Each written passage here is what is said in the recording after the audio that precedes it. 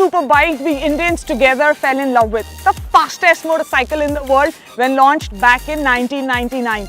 The motorcycle is so unique that it can satisfy all your motorcycling needs from racing to touring flawlessly. The legendary Hayabusa has made a comeback in 2021.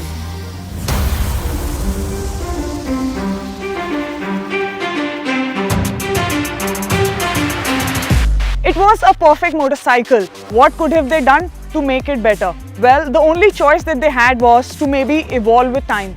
Now, all that we want is that our machines should have as much tech as possible. I know it might not be the fastest anymore, but it sure is more purposeful, safer and confident.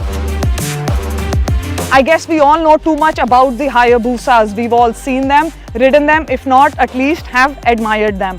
I'm gonna go straight to 3 crucial changes that Suzuki has made in the 2021 Hayabusa and get back to the other aspects of the motorcycle a little later.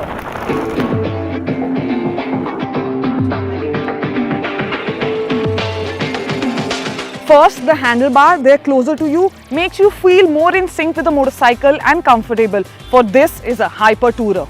Second, the brakes have been upgraded to Brembo's Talema because earlier it was tough to get this long, powerful and fast bike to stop at once without accidentally landing in a stoppie. Now it's the first Suzuki motorcycle to get engine braking control. Also, the front and the rear brake are linked together, which means if you engage the front, the rear will also stop automatically much sooner and much safer. With brakes, the tires have also been worked on. The Bridgestone pair gives you the much required grip and confidence. Third, the heating issue has been controlled to a certain extent. With better acceleration in the mid-range, the bike rides smoothly even at low speeds in congested areas. Now what the world cannot stop talking about is that this is slower than the first and the second gen Hayabusa. I mean seriously guys, I really want to see one of those doing 250 plus. To satisfy the new emission norms, the Suzuki has reduced the power and torque a bit. It has lost 10 bhp. It might not be able to match top end, but it is as powerful and definitely stronger in the mid-range than before. And especially when the bike is so marvelous and gives you what you want every single time, then who really cares about the spec sheet? Moving on to the major attraction of the latest Hayabusa, the electronic package called Suzuki Intelligent Ride System, which offers 6 riding modes, 10 levels of lean sensitive control, 10 levels of wheelie control, traction and launch control. It comes with endless possibilities. It even gets an active speed limiter, much needed for our young blood.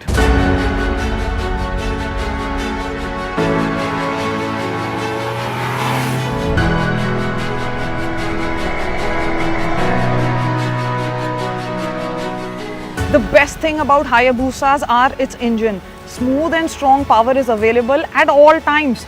Torque is deep and endless. Throttle response is just spot on.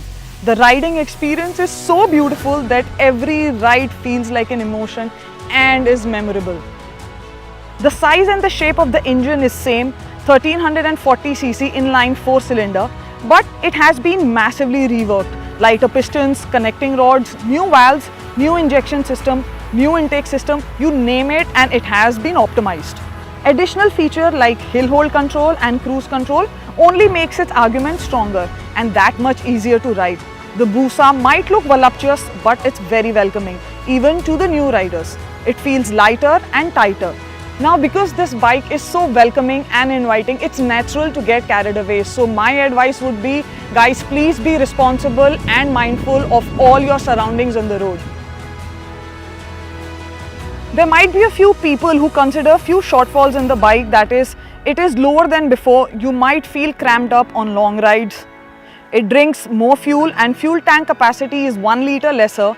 The handlebar comes in the way of the tank on U-turns. Otherwise, apart from that, it's a confident machine with no matter what conditions are. And to top it all, it is a guaranteed head turner on the street.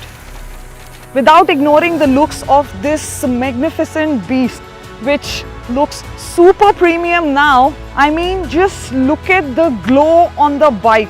It just looks magnificent. The chrome glistens, the screen glows, and with all the new electronic settings, you can play with the analog clocks. The finishing is just so perfect. The bike looks so elegant and simple. I just have two words for this: ultimate sophistication.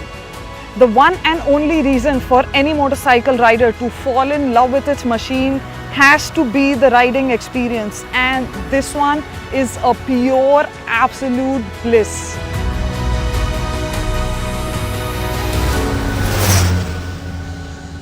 If you can ignore the logistic issues like parking, the bulkiness, heaviness, and if you can afford it at 16,40,000 ex-showroom, I think it's the best buy. The bike proves its worth as a city bike as well as a hyper tourer.